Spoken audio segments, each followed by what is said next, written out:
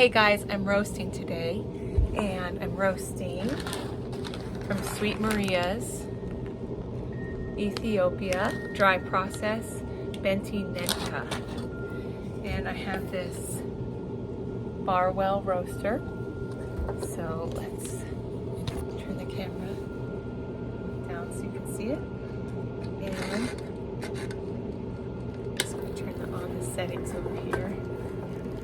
I'm going to put it to, it's on Celsius, or rather only has Celsius. So there goes my green coffee.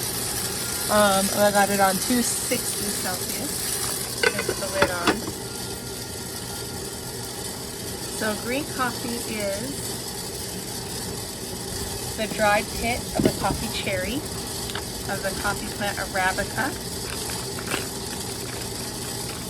Sweet Maria's is a great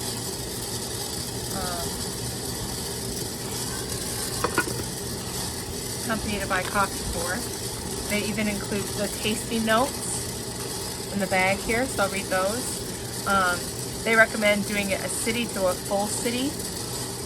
Fruits find solid footing alongside floral highlights, notes of strawberry, raspberry preserves, stone fruit juice, cherry candy, watermelon, fermented berry, fruit compote, star jasmine, and a whole lot more. So it seems like this is a really fruity. I tend to really like Ethiopia. Only you all could smell that. When coffee is green and it begins to be roasted, it has a very hay, grassy smell, a raw grassy smell. And as it roasts, it gets lighter and more yellow, turns to orange as it caramelizes. After that, you start to hear the first crack.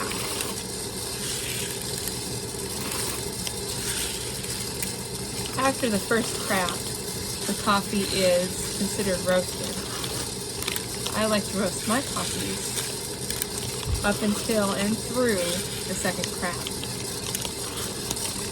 I like to taste the roast. Many people would say that tastes burnt to them, but I disagree. I feel like as you roast the coffee, it brings the sweetness out of the coffee. But even as it's roasted so dark, you can still tell a lot of big differences between each of the coffees. Latin American coffee tends to have more acidity, and it has those brighter, acidic, like lemon juice or sour tastes. And I tend to find that African and Indonesian coffees have a more earthy or spicy taste. So, and when I talk about flavor, it's just hints and essences of what flavors remind you of. So if you're getting like a mouth puckering feel, then that's what they would be termed as like a lemony or acidic. So cocoa is often a description for coffees. Oh, it smells so good. And as you can see, it's getting brown. Anyway, cocoa has kind of a bittersweet, actually a bitter taste. If you just eat cocoa. I don't know if you've ever had seen any child who wants to try cocoa powder and they think it's going to taste like chocolate, and they take a taste and it's very surprising and disappointing. It's got a bitter flavor. So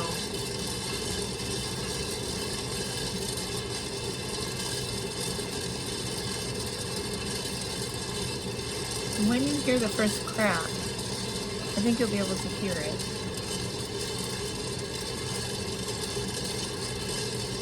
Right now the coffee is drying out and the heat is changing the chemical makeup of the bean. It's releasing moisture. The color is changing. It goes from like a dull green to a bright green to a bright yellow to now brown. The beans will expand as they heat. When you have the crack, that's moisture leaving the bean. That causes the internal crack.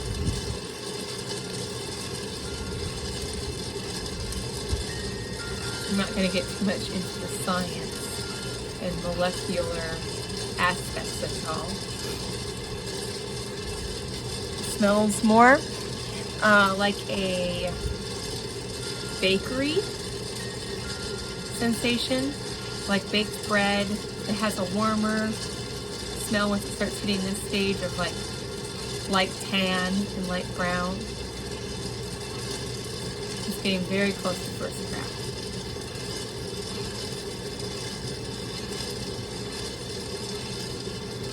Ethiopia is considered the birthplace of coffee. I really enjoy Ethiopian coffees. Ethiopian Yirgacheffe is, I think, my favorite. I had to have a favorite. Now we can see the beans are starting to really brown beautifully. We're getting a pretty consistent color.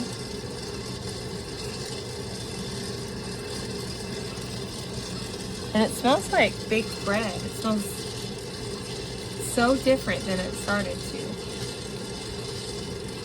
And it doesn't smell at all like what you would think coffee beans should smell like. It smells less planty than it did at the green coffee stage, but definitely not a coffee smell yet. I would say perhaps a little bit of a nutty, bready smell.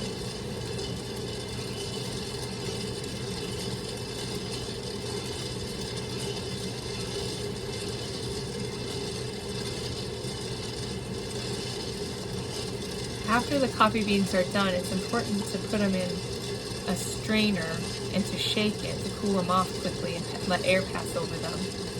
Get them cooled down to temperature as quick as possible, hopefully within 2 minutes. Another thing that will happen that you'll see is as the coffee beans roast, a papery outer layer called chaff will come off. It's parchment. It's a papery parchment that will come off, and that will be floating and flying around in the finished roasted product. Now we're getting into a deeper,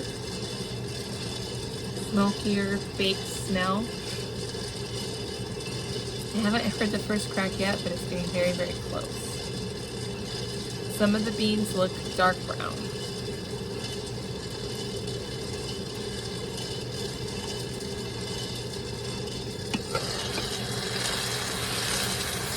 It's really smoky. I don't know if you can see that. I'm going to try a different angle. Take this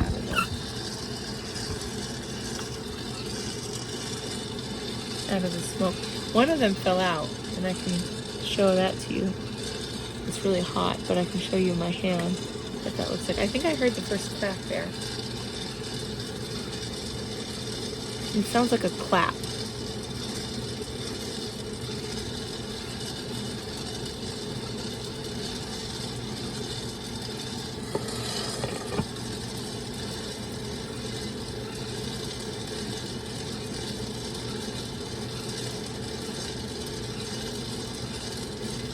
I liken the roast to that of like roasting a chicken. Some people like to get the hints and aspects of the beans before they're roasted very dark.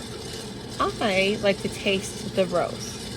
So when you have roasted chicken and you taste that roasted flavor, it adds to the experience. And that is my preference with coffee, is a darker roast. And I can taste many different dark roasted coffees lined up. You can tell many differences between them all, depending on how long they were roasted or where the beans come from, which origin country. or if they're blended, you can get so many different aspects, even though they're roasted dark. So please don't let all the cool coffee people out there lead you to believe. See, do you hear the cracking there? Lead you to believe that you have to have a lighter roast in order to pick up all the aspects of the coffee.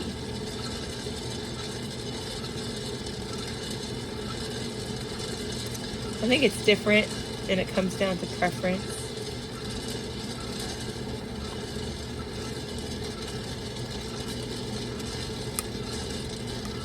And there's an audible crack. So as it finishes out its first crack, there'll be a break before we hear a second crack. And that's when it gets quite dark and when it almost sounds like a snapping. What you would think if you had a piece of spaghetti, a dry piece of spaghetti pasta, and you snap it, that's really the sound you would hear.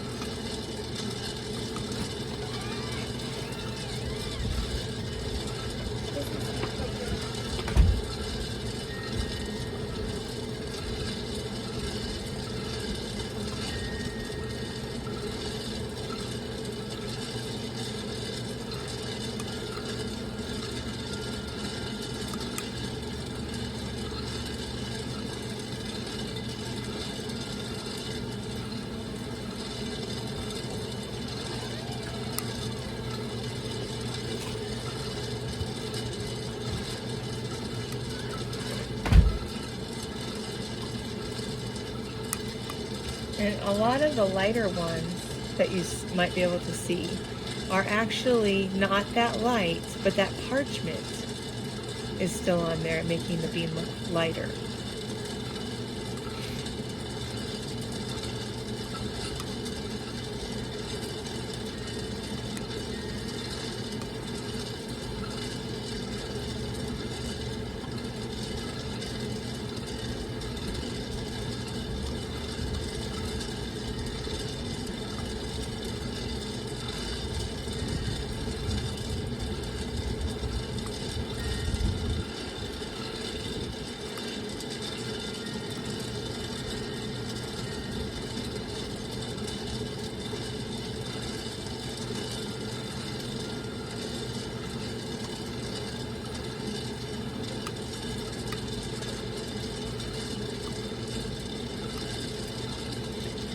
We're about 10 minutes into the roast. A little over 10 minutes into the roast. It usually takes around 20,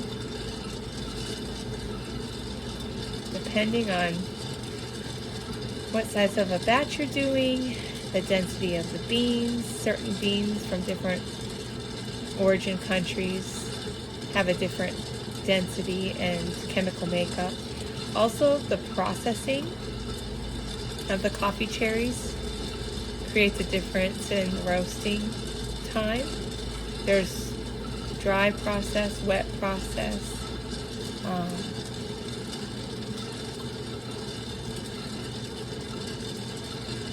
In the wet process, the beans are pulped in water, removing the coffee cherry fruit from the bean, and then they're laid out to dry. In the dry process, the beans are left out to dry out with the fruit still on the bean. That gives a different taste in the end result.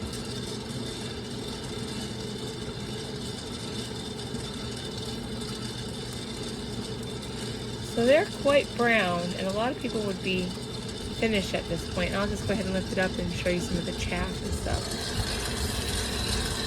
And they're pretty and they're dark, but they're not to second crack yet.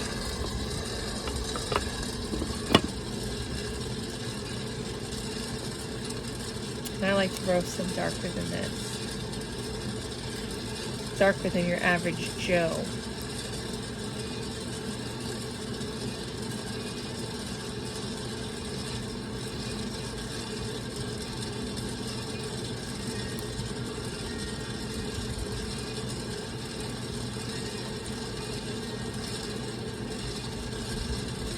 Now, if you want to roast your own coffee, it's not hard to do. You can use an air popper.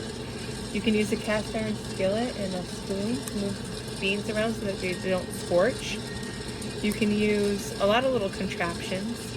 This one was from Amazon, and it wasn't very expensive, around $100, and it roasts a good sized batch, and it keeps the beans moving consistently. I think I heard second crack. If you hear those tiny little snaps, that's what it is.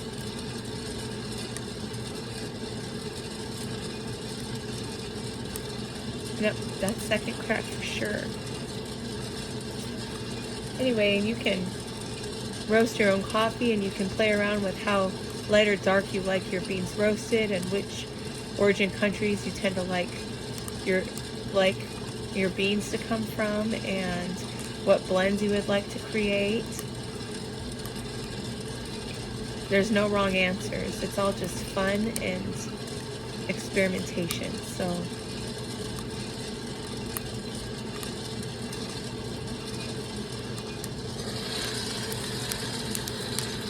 getting really smoky, hearing a lot of popping and cracking. I'm going to let them go a little longer. Once the beans are roasted dark and they start to release oils on the surface of the bean, to me, that is the signal of a very deliciously roasted coffee bean. And I know many would disagree with me on that, but there you have it.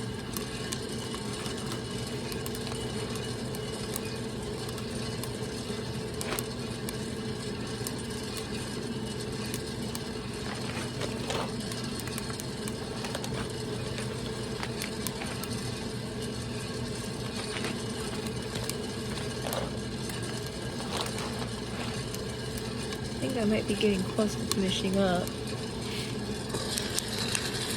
Yeah, this is getting close to where I like it.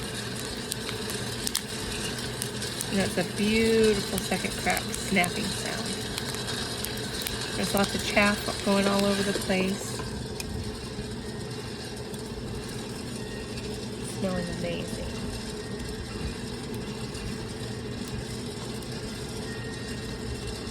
I'm going to push it a little bit darker.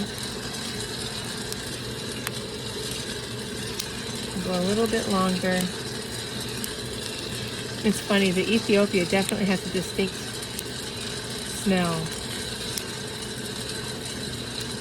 Oh, it smells so good.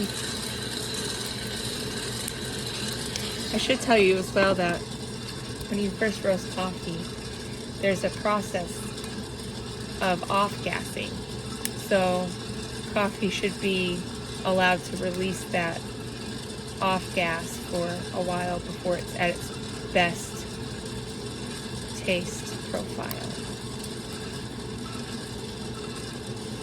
Alright, I'm thinking that this is exactly where I want it. It's looking beautiful. I'm going to go ahead and turn it off.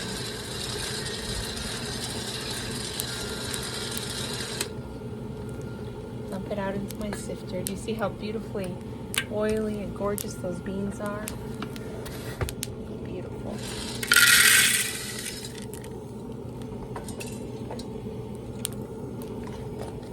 All right.